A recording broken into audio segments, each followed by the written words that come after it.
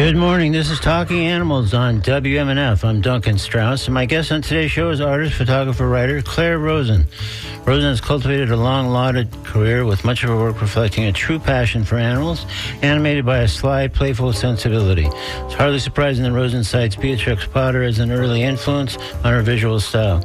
It's similarly unsurprising that early in her career, Rosen was included twice in Forbes magazine's 30 Under 30 list, the first time in art and design, the second in art and style. Rosen has just published Birds of a Feather, an elegant, extraordinary photo book offering 120 portraits of birds presented against historically inspired wallpaper backdrops. Accompanying media material with the book suggests, quote, this interplay of subject and setting invites reflection on themes of beauty, domestication, and the human impulse to collect and classify the natural world, unquote. Rounded out by essays written by Rosen and other notable contributors, Birds of a Feather might sound at first like a coffee table book, but it has much grander ambitions and much grander virtues. We'll explore the philosophy behind some of these striking images and the artist behind this remarkable achievement when I speak with Claire Rosen in just a moment here on Talking Animals on WMNF. Meanwhile, coming up later, I'll speak with Jess Yingst of Rescue Me Tampa, who will fill us in on their big Paw-a-Day event. That's right, Paw-a-Day, an adoption extravaganza happening December 13th at the Pet Resource Center on Falconbrook Road in Tampa. This Paw-a-Day runs from noon to 5 p.m. on the 13th and will include activities ranging from the Pity Parade with the 12 Pits of Christmas to several local animal rescues occupying booths. So the idea of the day seems to be to make it fun and easy to adopt an animal just in time for the holidays, or, of course, holidays.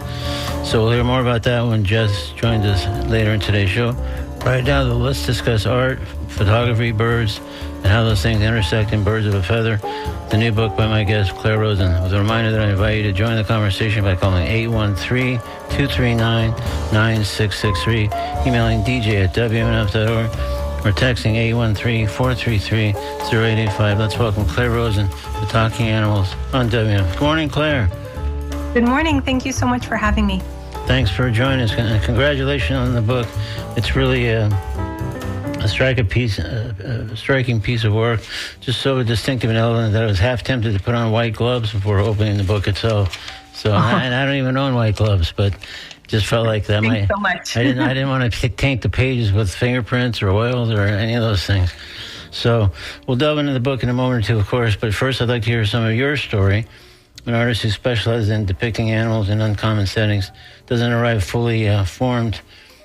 No artist, of course, arrives fully formed, but just that particular combination. I'd like to try tracing some of your path getting there. If you were to look back to your formative years, what would you see as pivotal early experiences in terms of art and or animals that helped shape the Claire Rosen I'm speaking with today?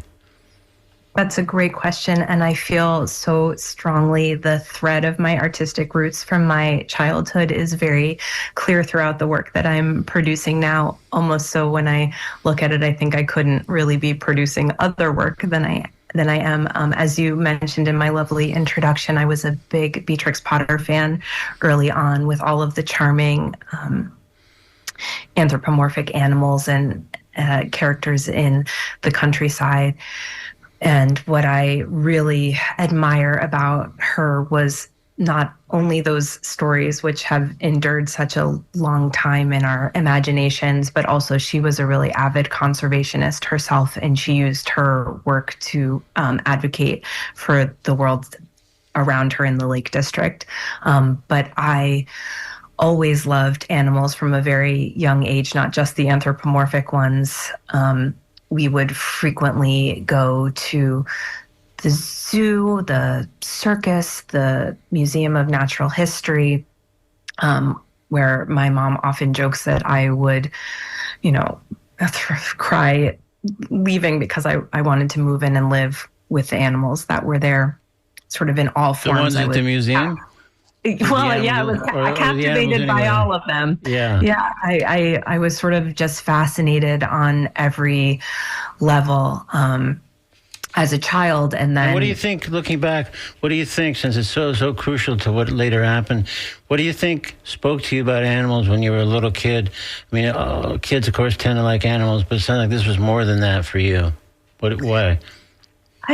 I do think having meaningful interactions with animals at a young age leaves an impression. And I think if you spend real time with them, that I don't know, there's something so enchanting about their personality, so curious and unique and magical. And I don't know, I think maybe the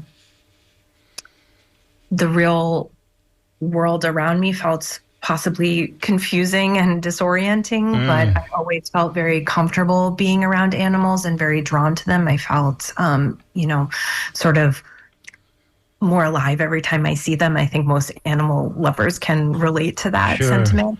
And did you live with animals of one kind or another as you were growing up? We certainly had your run-of-the-mill from dogs and ferrets and rabbits and parakeets and cockatiels, all through my childhood, and horses. And I did ride horses when I was younger as well. So how did those animals make you feel by comparison to zoo, museum, circus, Beatrix Potter animals?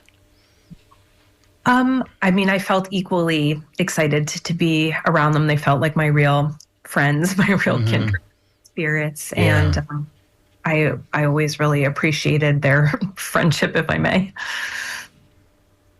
Cool. So, to what extent do you think children's books, Beatrix Potter and beyond, were influential in shaping your sensibilities, over time and even as what's reflected these days in your work or recently in your work? It's a great question. I have always, I think, been drawn to this sort of magical, surreal world that's full of possibilities and creativity and beauty and challenge, and sort of the paradox of that. I really loved the fairy tales and these sort of magical worlds with big adventures and animals that could talk and magical things that could happen. And I think I feel less enthusiastic about the kind of drudgery of ordinary life that can happen if you're not careful. Yeah, got to keep the drudgery at bay if you can. Certainly. Yeah. Easier said than done sometimes. For sure. Well, this is Talking Animals on WNF. I'm Duncan Strauss. If you just tuned in, my guest is artist, photographer, writer Claire Rosen, who's cultivated a long, lauded career, very much reflecting her true passion for animals, as we're discussing now, but animated by a very sly, kind of playful sensibility, which we've also touched on. We'll, I'm sure, get into more. She's just published a new book, Birds of a Feather, an elegant, extraordinary photo book offering some 120 portraits of birds presented against sort of, I guess, historic, I'm not sure what the right word is. It's wallpaper, but I've seen it referred to as other things, but we'll get into that when we talk more about the book. But either way, if you have any kind of questions for Claire, or comments about art, birds, photography, or anything related, please call 813-239-9663. Email dj@wmnf.org or text 813-433-0885. So this might be a good time to discuss whimsy. Yes. So, one of my favorite words. Yeah, well, so much of your work has been deemed whimsical. First, how do you feel about that assessment? I enjoy that assessment. I think that in sort of play, whimsy, and magic, there's more breadth for creativity, the unexpected, and I think for the creative process and thinking differently about things, it's an important space to be in. And how so? What does it do, that kind of lighter touch, I guess, in a sense you're alluding to? What does that do for either you as the artist creating the work or for the person maybe reacting to the work? How does that affect each side of that equation maybe? I do think that it transcends from just the creative and artistic practices. And there have been, I believe, studies done on this, that whenever you're trying to arrive at a new or innovative solution, that being in a space that is more playful, that's sort of free from judgment and constraints of what, may seem plausible or more conventional, helps you arrive at new ideas that you may not have come across before. And I think allowing your mind to think more broadly and more creatively about many of the issues we face both good and bad, is beneficial. Yeah, so it sounds like to some extent you set out when you can to bring in whimsy to a given piece or project with kind of that interpretation in mind. I mean, you can't really contrive whimsy. It's like having a good sense of humor. Either you sort of do or you don't. You can't get too far by faking it. But if you do have a sense of whimsy and can bring that to your work, I guess that's something you kind of let yourself do and encourage just because of the results it might yield.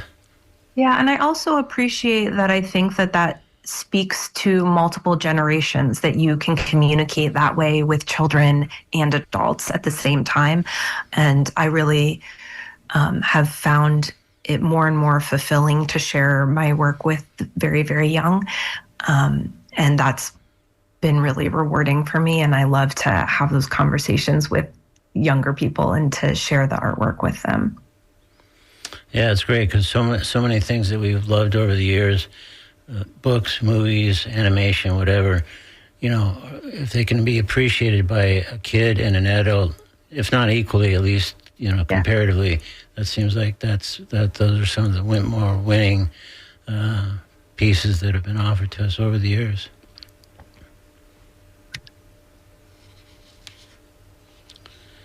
So, well, let's move on because it seems like as we're talking about whimsy, we'll get to Birds of a Feather in a moment, but I think on the topic of whimsy, it's almost incumbent on us to discuss fantastical feasts. Oh, yes. Love. So maybe you could talk about that collection, how you created at least a few of the feasts, just for people who may not have seen those pieces.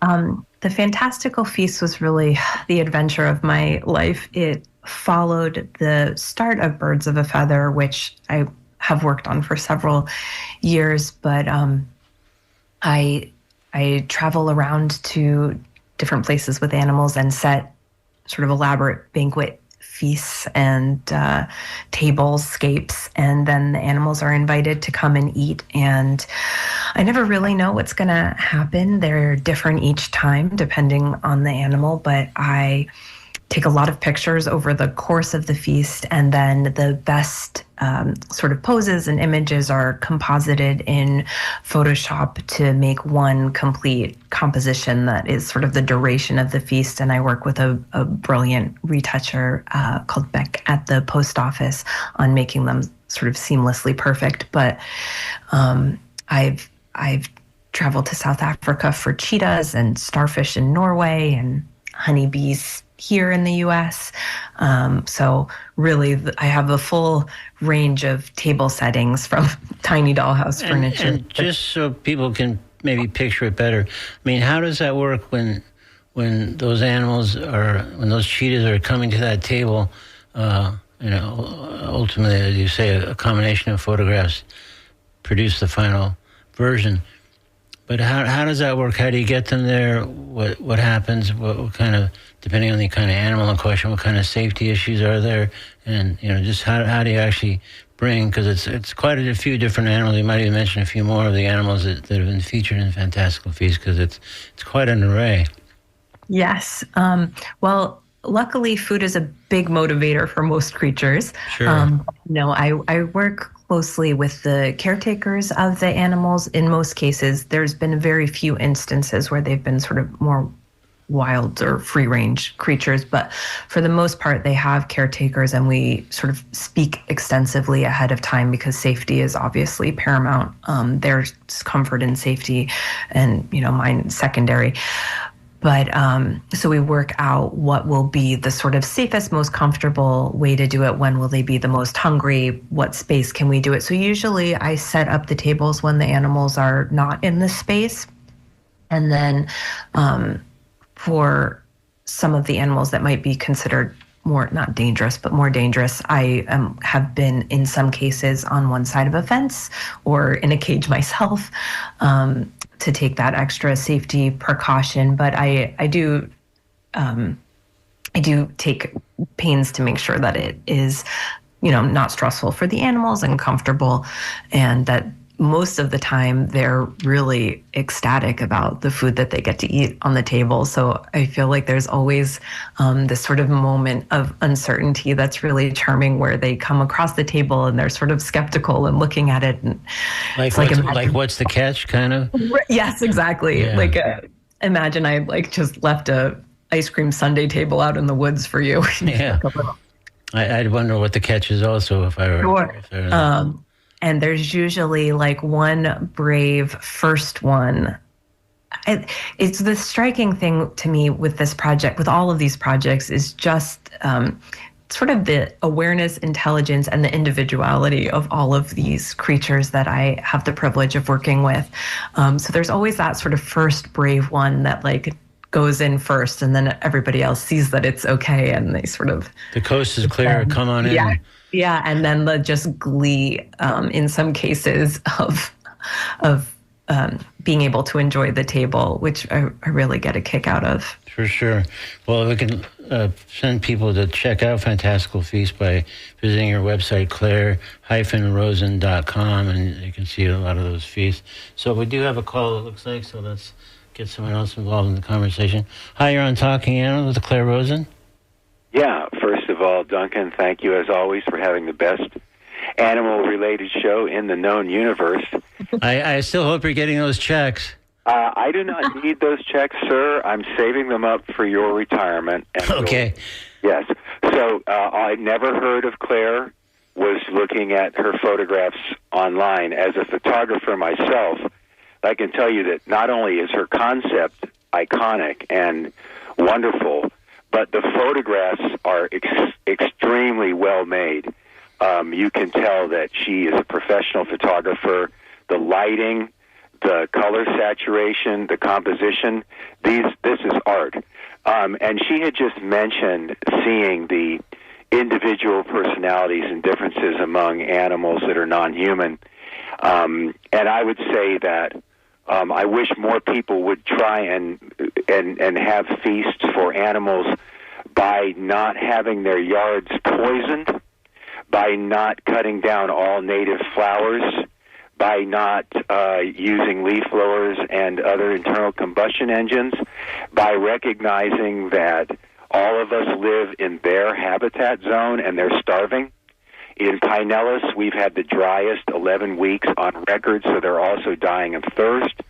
And my whole backyard is like a permaculture edible landscape, but much of it is for the eastern cottontail rabbit, blue jays, cardinals, etc. What really breaks my heart is this year, silent spring is here. The birds are gone, the pollinators are gone, and I'm pretty sure it's because of the drought as well as a critical mass of poisons and habitat loss. So I really hope that your incredible photos and your ethic and your ethos will encourage everyone to realize that non-human animals were here first.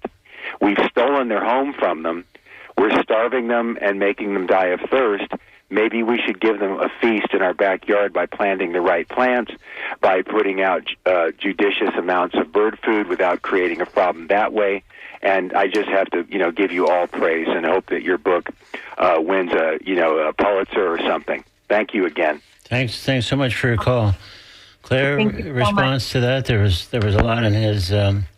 I just commend your efforts so much, and I think it is really valuable for people to understand ways that they can make contributions in their own backyards that would have a big impact on the creatures that we share this planet with. So I definitely commend what you're doing. I think that is so fabulous, and I do hope that message does translate through my work in a way that enables people to do the parts that they can. And you think, at least indirectly, your work, the photos, do what the caller was talking about in a sense of is foster a greater love, but hopefully that translates to a greater concern and maybe thinking twice about some of the expansion or development or any myriad of other things that are compromising animals or their habitat. It is my sincere hope that the work does that. I think that unfortunately, it's so challenging to be a human and not have impact. I think you have to make a big effort to not have impact on the natural world.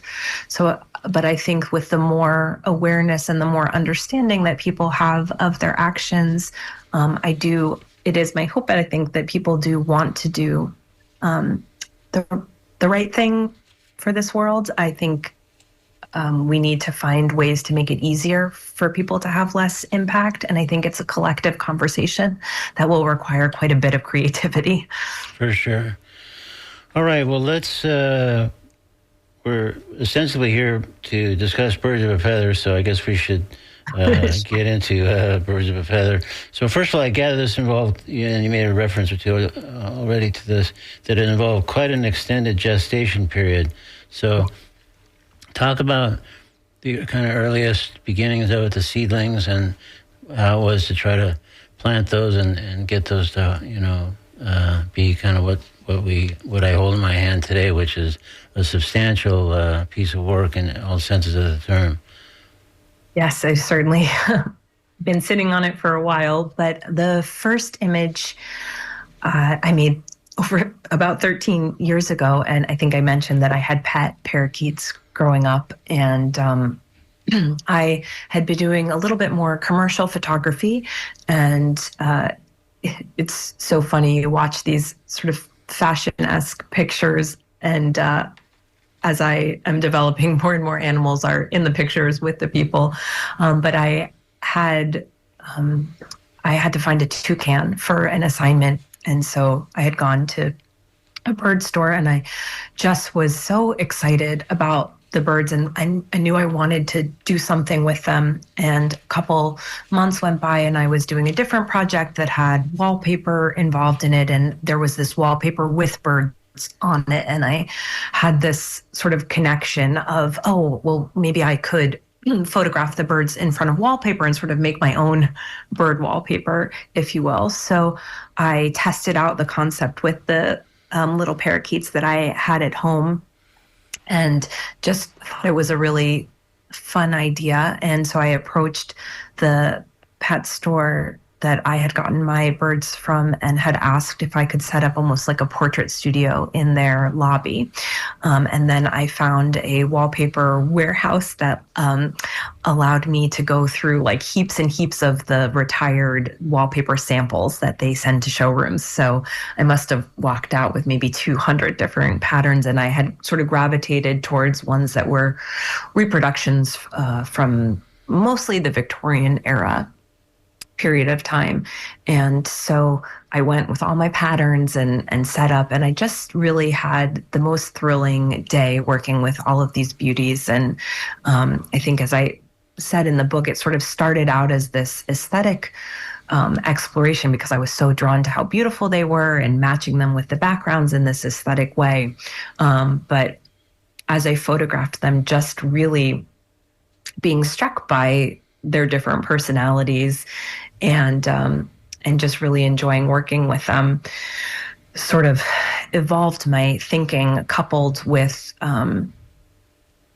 when I released the project, I had quite a bit of lovely press. And then in some of the comments on one article, I was sort of trolled in a not very nice way by animal rights activists that were very angry that I had worked with pet store birds as opposed to rescue birds. Well, they were very angry about the pet industry in general. So that was sort of the complaint, which I didn't appreciate at the time, the challenges that domestic birds face, that, they are so complicated emotionally, and if they're not really in the suitable situation, they can develop a lot of, mental problems, and there is a big problem of them being relinquished and surrendered to shelters and rescues where they're sort of overrun with these sweet creatures. And so at the time, it was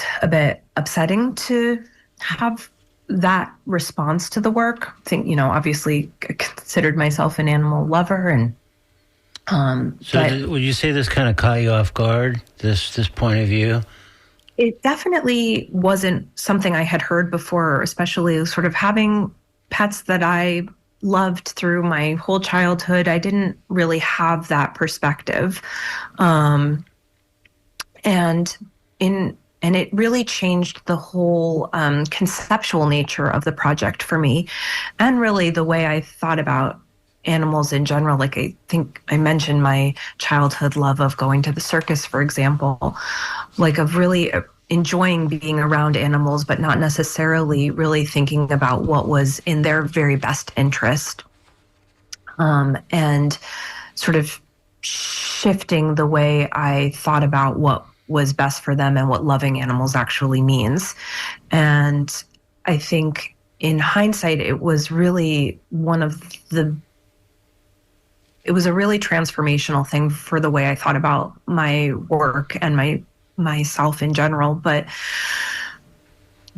I started thinking about the wallpapers as these sort of man-made interiors that we bring these animals into because they're so beautiful and they look like they belong, but it's really not where they belong. And I started donating a small amount of my print profits to charities that work with those birds in rescuing them. And I started thinking about my work that it could be sort of both this decorative, beautiful thing to work with, but through my sort of artist statements and conversations and communications with people, it could be a vehicle to have this conversation about the issues that these creatures face. And I feel like that's really informed the way I've thought about all my work moving forward, is how to create something that is captivating and pulls you in with whimsy, with humor, with beauty, and, you know, an artistic experience, but then also share some of the things that I'm thinking about and questioning and wondering how we can do better, and sharing that conversation with viewers. Well, that's really interesting, and it does sound like very transformational, because it also sounds like when you were first describing your reaction to seeing that kind of point of view, it sounded like it was upsetting, and it would have been very easy to say, well, that's just one point of view, and, you know, thank you and good day, sir, and not really, you know, take it to heart or go back and contemplate the point they were making. But it sounded like you did, and really kind of embraced the point they were making and brought an evolution into your work as a result. So it sounds like truly fundamentally transformational.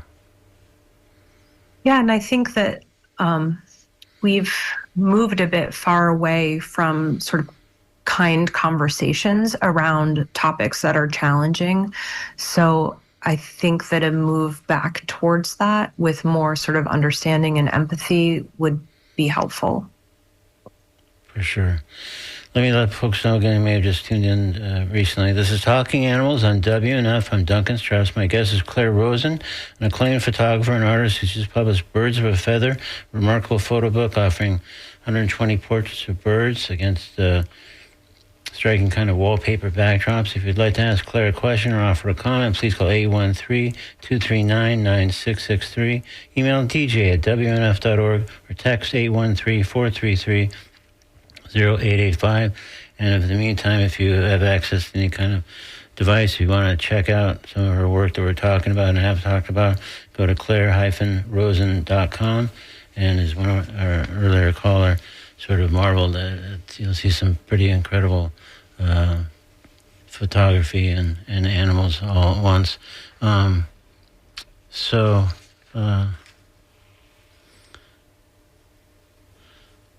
what else? I mean, it sounds like that point of view from the animal rights contingent and whatever really, as we've noted, altered your thoughts and your perceptions and your way of working. What else have you learned over the years in the course of doing this work, and maybe in particular as you prepared Birds of a Feather?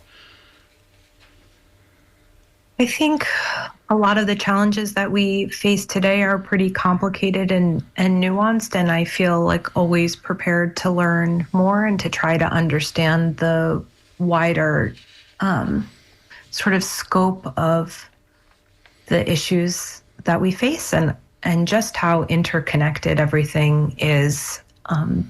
So I don't know, I feel like hope in many ways because I see a deep love of animals building and appreciation and people that take wonderful care of the creatures they're entrusted with. And you really see some extraordinary relationships between animals and people, which I really admire. And I think I'm just one very small part of a big conversation. And I think that everybody can use every tool that they have to communicate the way they feel and how they think things can maybe be better.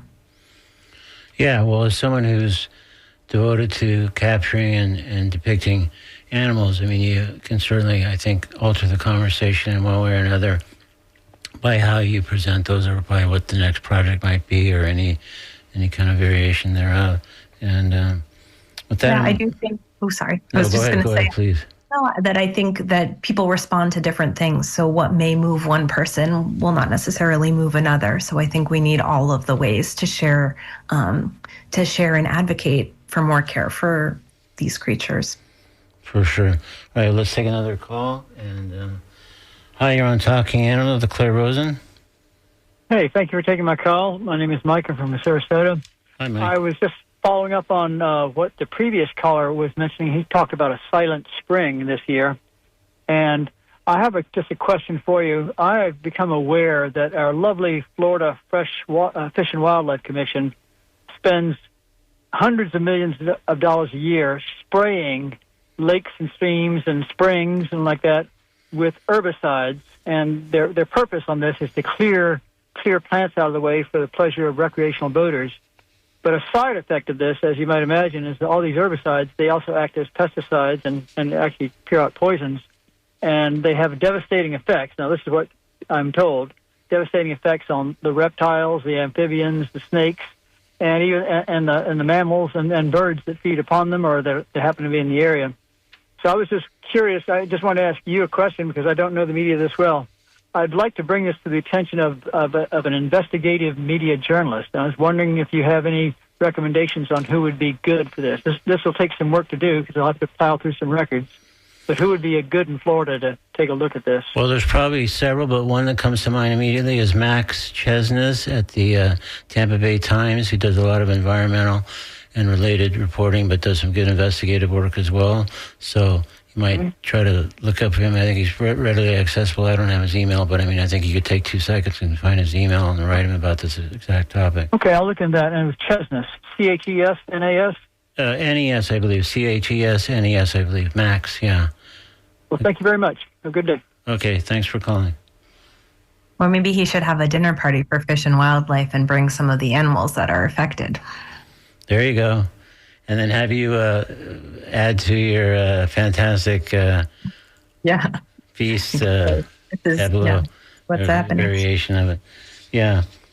So it's kind of more sort of technical, I guess, well, not technical, but practical maybe measures about approaching birds of a feather.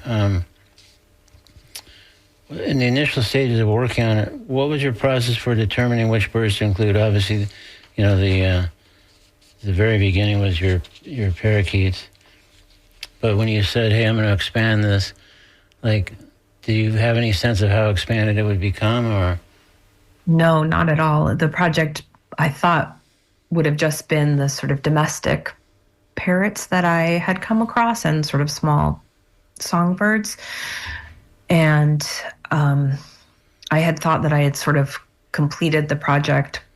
I was exhibiting it, and then I was lucky enough to have an exhibit in Dubai where I was able to photograph some falcons and owls. And then that just opened my whole world up to the world of raptors, birds of prey. And it was just incredible, the sort of differences in photographing them versus the domestic parrots. And I just really became enamored with owls. And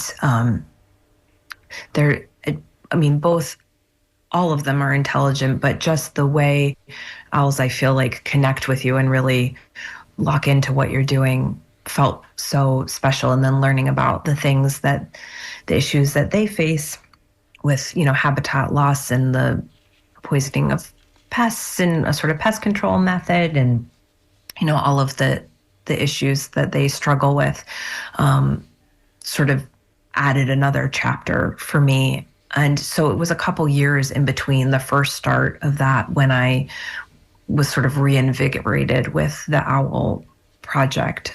So anytime I was traveling or had an opportunity to interact with those creatures, and many of them I worked with sanctuaries, rescues with sort of ambassador birds that were not able to be released into the wild. So all of the birds that I'm working with are very used to and comfortable being around people.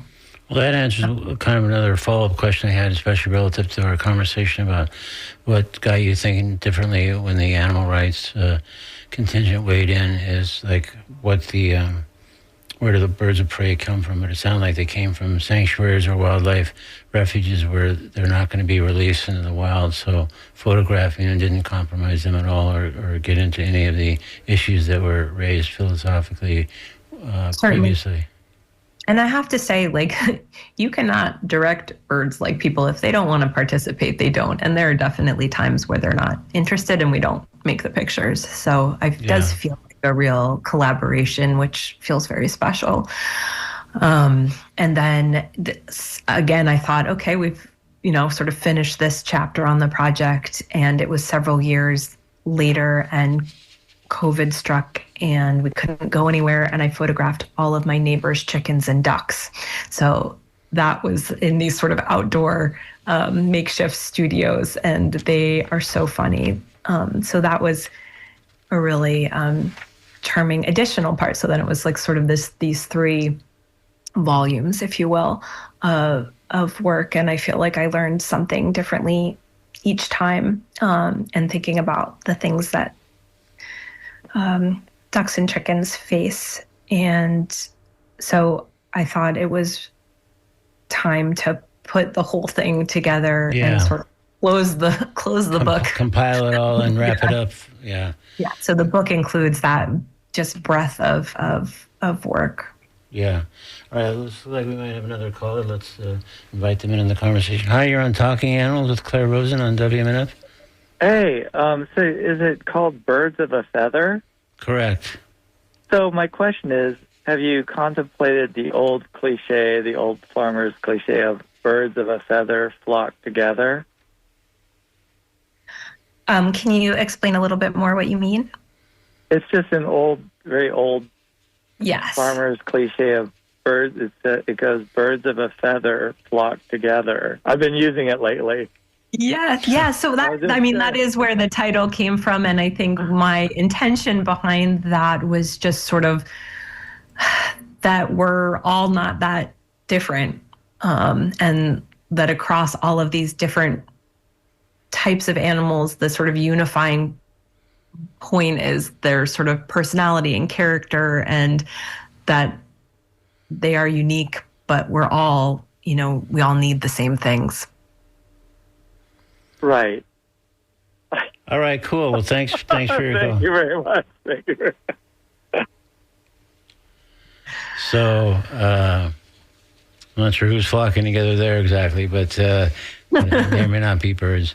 But so one of the things is I kind of reviewed it and spent some time with it and came back to it, Claire. I was wondering, in your mind, who is this book for? I mean, how would you characterize your perceived audiences for Birds of a Feather? I think the audience that I'm sort of most interested in it reaching is maybe those that haven't come to a full appreciation for birds yet and don't necessarily give them much regard, or hadn't really contemplated that they, might have these complicated interior lives. And because I do feel like I hope that it speaks to bird lovers, but people that love birds probably are already doing all that they can to care for them. So I think that there is a bit of a diverse audience, from people that appreciate art and design and interiors, and also those that appreciate birds. But I do hope that it connects with people that maybe don't already have a big appreciation for birds. Okay, cool. And we got an email that I should share with you just because I think it's a nice reflection on the conversation we're having. That says, great show and so informative. That's Pat and Sebring writing to say that about our conversation here on Talking Animals with Claire Rosen here. We're in the final couple of minutes of that, by the way.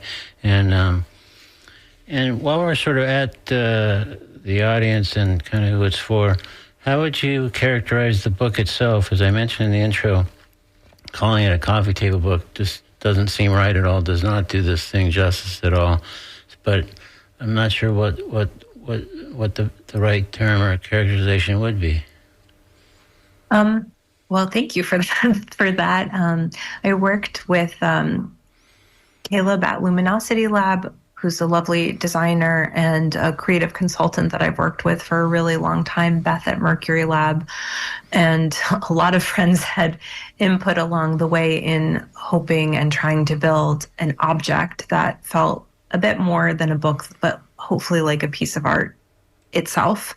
And so just like the project, which references the past, but hopefully in a way that feels relevant and fresh today, we were looking at that dialogue between past and present for the design as well, from the typography to the color choices to little also inset design surprises throughout the book, that I really hoped to make something that felt really special, that that if we were going to use up all this paper, that it was hopefully going to feel worth it.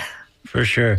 And speaking of that, we should say in our final moment here that it also includes some great essays, not only by Claire herself, but Joel, is it Sartori? Is that how you pronounce it?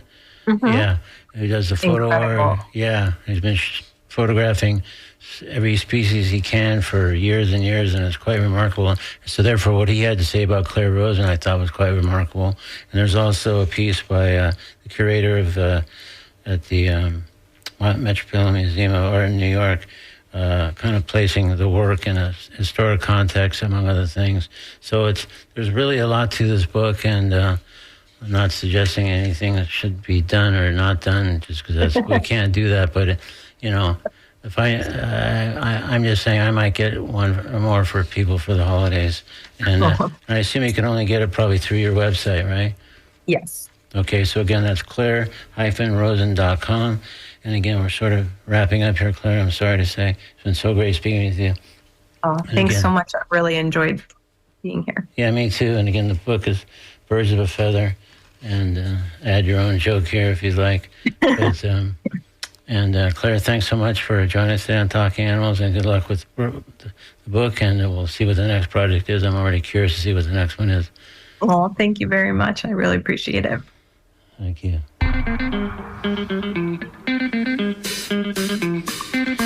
In a moment, I'll speak with Jess Yanks of Rescue Me Tampa with info about their forthcoming Paula Day event set for December 13th at the Pet Resource Center on Falcon Road in Tampa from noon to 5. It's an array of events and activities on tap at the collective Hope for the Day with lots of adoptions.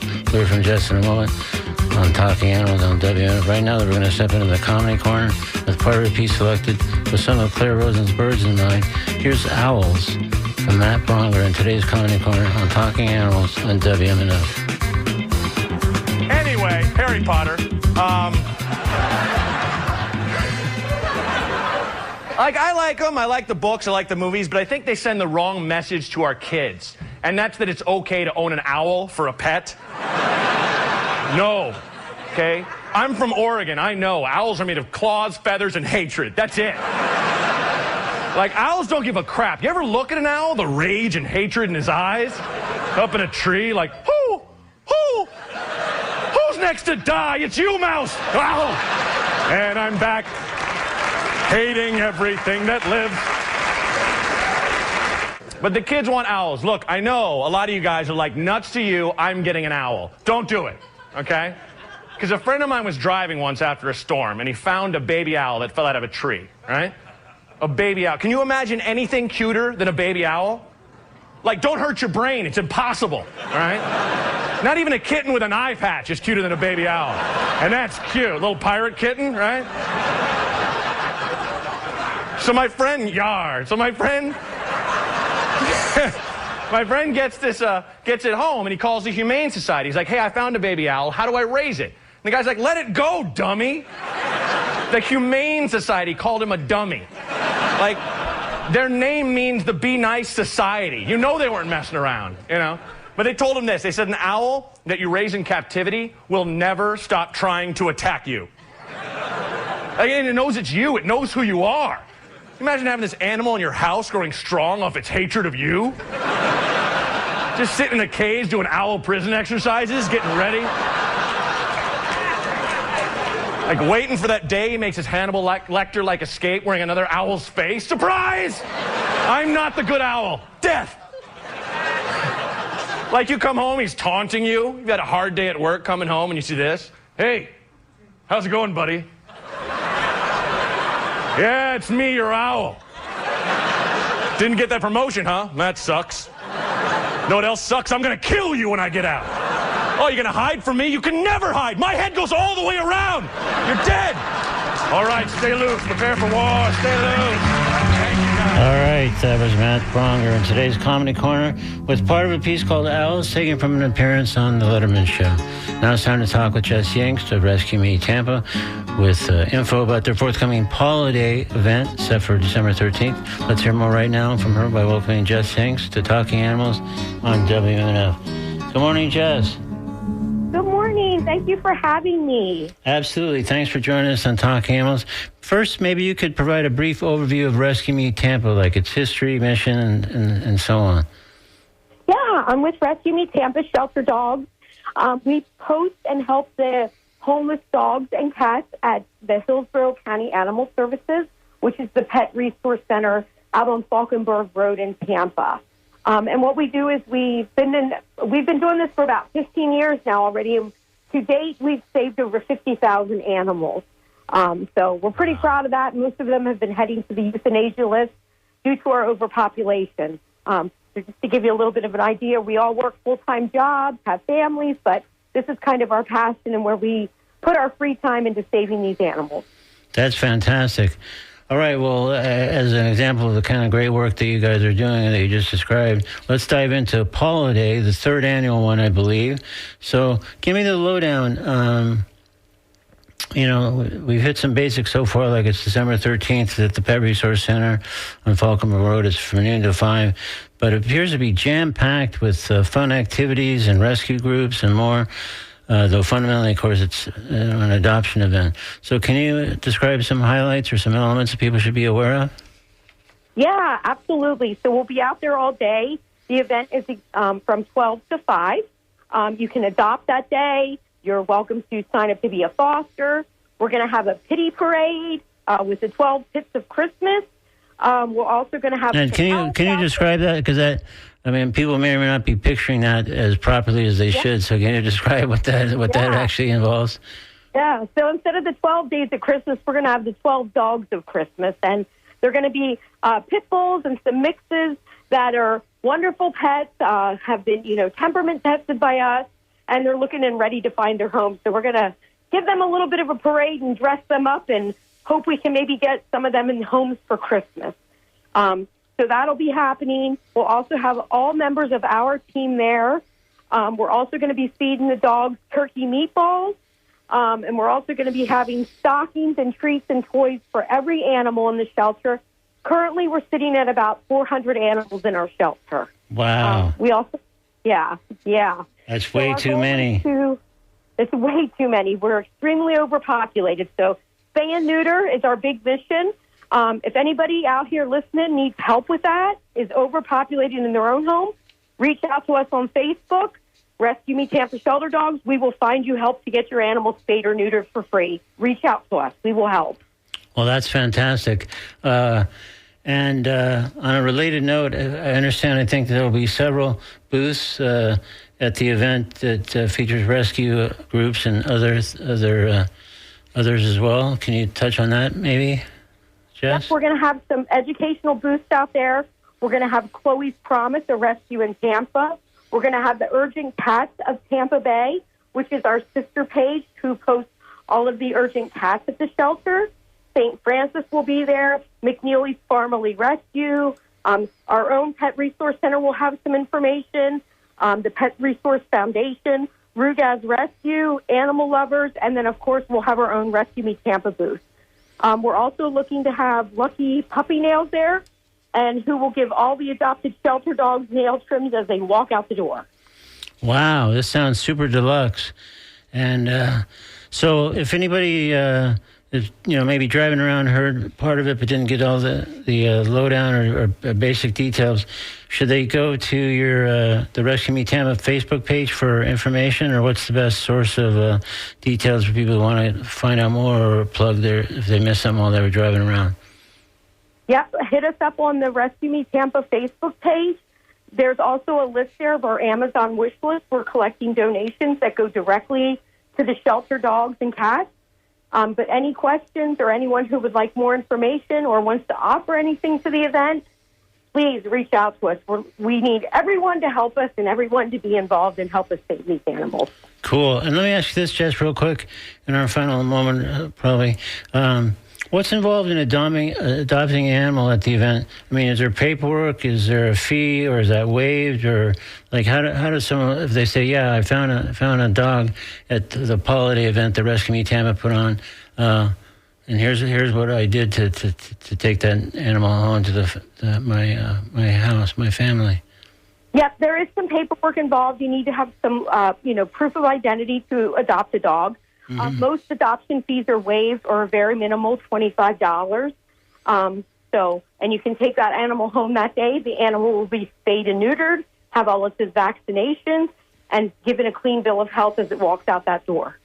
Very cool. Well, one last time, this has been Jess Yanks with Rescue Me Tampa about the holiday event, December 13th at the Pet Resource Center on Falkenberg Road, and it's from noon to 5. So thanks for filling us in, and thanks for holding what sounded like a fantastic event. And let's hope that many, many of those 400 animals end up with homes that day. Thank you so much for having us and highlighting these poor animals this holiday season. For sure. All right. Thanks again. Good luck. Thank you. Bye-bye. Bye-bye now. Coming up on WNF, it's The Conversation, the great show hosted by Mario Nunez and Joe King Carter.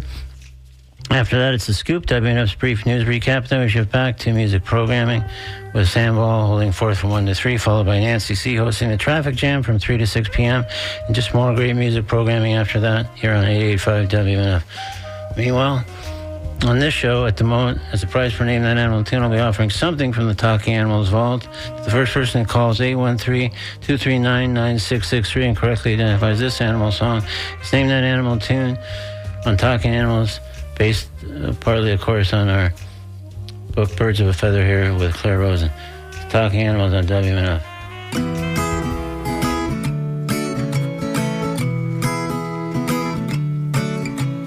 I can't look at the rocket launch, the trophy wives of the astronauts, and I won't listen to their words, 'cause I like birds.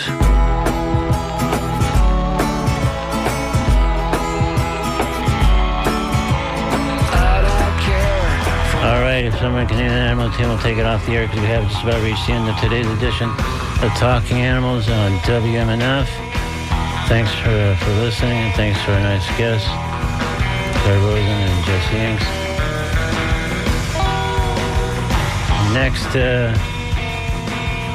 Next Monday here on Talking Animals on December 10th, we'll have Dawn Barbone, founder of Samadhi Wildlife Sanctuary located in Ormond Beach. She's nursed back probably hundreds of animals, large and small, back to health and successfully released them back into their natural habitats. So we'll talk all about her work and how you can maybe help. That's next Wednesday here on Talking Animals on WMNF. So we'll catch you next Wednesday here with that show. Stay tuned for The Conversation and more here on 88.5 FM.